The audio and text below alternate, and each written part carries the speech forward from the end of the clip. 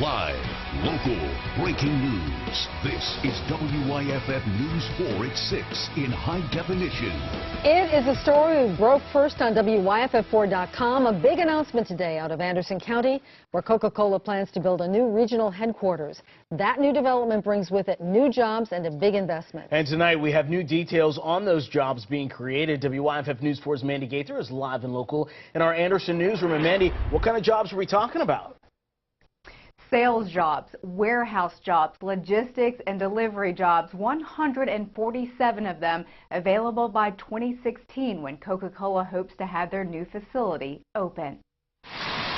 This sign says for sale, but that's no longer the case. On this 36 acres of land off Highway 86 in Piedmont, a state-of-the-art 150,000 square foot regional sales and distribution center for Coca-Cola Consolidated will be built. This is great. 147 jobs and a $13.5 million investment is payoff for the 2 years it took Anderson County officials to land this deal. County Council just gave final approval to at least 30 years of tax breaks to entice the company to come here, an area in Councilman Ken Waters' district. One job's important to us, and so this is just one times 147. So we're looking forward to that coming to up to the upper end of the county, and most of those jobs pay about $19 an hour, so that's exciting. A new facility here isn't the end. A spokesman for Coca-Cola Consolidated says there's plenty of room on this site, and there are plans for significant expansion in the future. We worked very hard to get this, and we welcome them home, and looking forward to have them part of our community up there. Now, many of you have messaged me on Facebook about how to apply for these new jobs. The facility won't open until 2016, but when it does, you can go to the company's website to apply. We put a link to it on our website, WYFF4.com. The link's inside our story. Mandy Gaither, WYFF News 4, live in the Anderson newsroom. Mandy, thank you. Anderson County is also working to woo another company to come here. On Tuesday, council members will vote on whether to approve another tax incentives package for a company that would bring at least 45 more jobs and an $11.1 million investment in a deal codenamed Project Owl. All right, a drizzly day across the Carolinas this Friday the 13th, and we're expecting much of the same tomorrow as we take a live look outside from our Woodruff Road Sky Cam. It's a gray night, isn't it? Let's check in with Chief Meteorologist John Cesarich. John, the rain won't last all weekend, right? No. Yeah, well, I think at least Sunday's going to be pretty nice, Carol and Nigel, and I'll talk more about that a little bit later on. But right now, we're socked in with that northeasterly breeze, giving us wind chills in the 30s, and temperature-wise, we're in the 40s, even already 39 degrees currently in Boone. So we'll have the low clouds, the fog. Some of the fog could get pretty thick, so if you're traveling about tonight through tomorrow morning, watch out for that, and the Weather Service will be monitoring the situation pretty closely. Right now, there's no advisory, but still, we could see some pretty thick fog in certain areas. Otherwise, light rain mainly across the area as we go through this evening. You'll definitely need your rain gear this evening. Cold rain, drizzle, fog, low clouds, and overnight tonight through tomorrow morning, more of the same. But then it gets milder with just a few scattered showers around tomorrow afternoon. But tomorrow morning, low clouds, fog, drizzle, and cold temperatures. Now back to you, Nigel. John, thank you. Right now, powdered alcohol is creating a buzz across the nation, and right here in South Carolina, the new way to make mixed drinks was approved this week. And not everyone's happy about it. WYFF News 4's Corey Davis is here in the studio with more. Corey. Nigel, Upstate Senator Larry Martin says he doesn't want this product to be sold in our state. 1 ounce of powdered alcohol equals a shot of liquor. So how does powdered alcohol sound to you? Terrible. It's called Palcohol, and it's getting mixed reviews amongst Greenville locals. No, I like the old way. The white powder in small pouches takes 1 minute to stir into water or a liquid of your choosing. I mean, leave it as it is. If it's liquid, let it be liquid. All this powder, breaking it down, no, I would not agree upon that. I don't see any difference between that and other alcohols. I mean, young people get a hold of regular alcohol too. I don't see why a powder would be different. South Carolina Senator Larry Martin out of Pickens County disagrees. Ban the substance, yes, so that it can't be brought in. The state Senate just passed Martin's bill to ban all powdered alcohol in South Carolina. Martin believes the product would be too easy for people underage to get a hold of. You can buy it in packages and repackage it. It wouldn't just be in the original package. Put it in a Ziploc bag and it wouldn't appear much different than flour or sugar or. Federal agencies are allowing alcohol to be sold nationwide by the end of summer.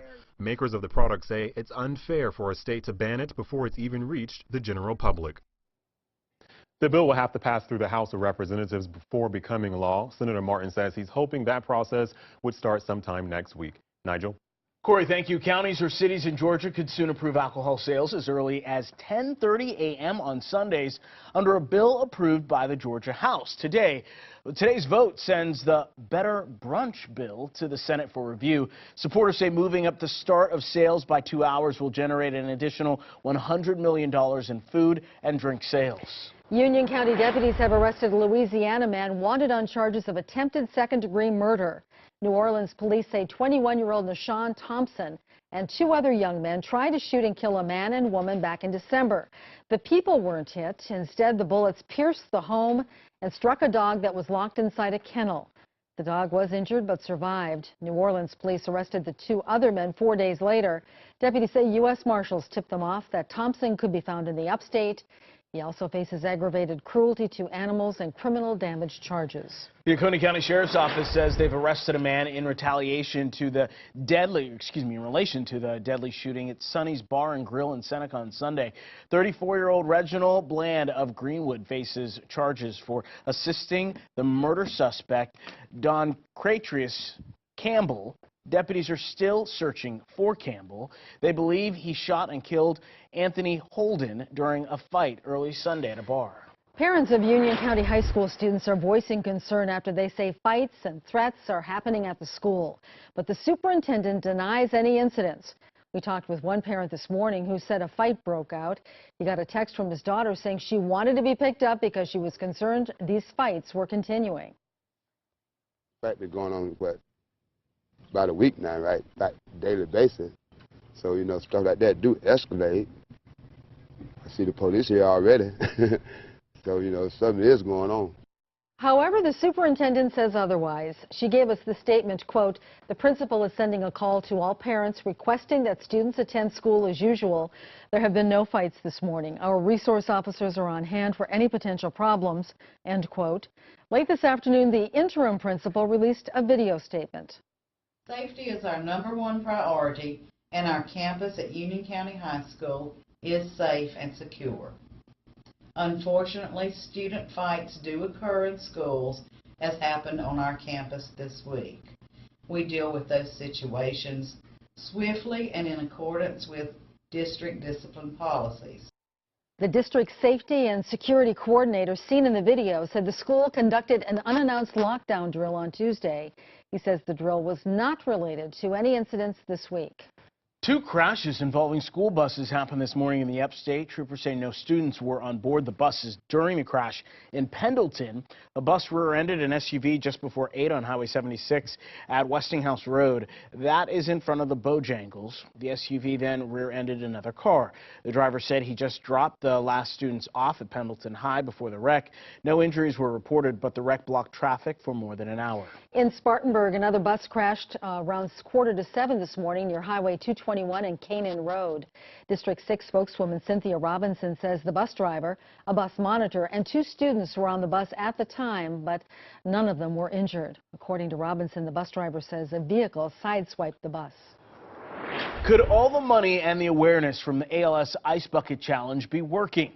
Take a look. Meet Teresa Gray. She has ALS, known to many as Lou Gehrig's disease. There's no treatment and there's no cure, but now there's hope as word spreads about a new drug and the results of the second phase of a clinical trial. The drug made by Jenner Vaughn is called GM6. Reported results show, quote, significant improvements, but it's not FDA approved and by law would have to enter a 3rd phase. There is a national petition supported by hundreds of thousands of people and patients asking the FDA to make the drug available, but until that happens, patients have to wait. I want it. I want it. I want it not just for me, but for everybody else afflicted with ALS, because when you hear the words ALS, if you know, I didn't know much about it, but I knew it was a death sentence, ultimately.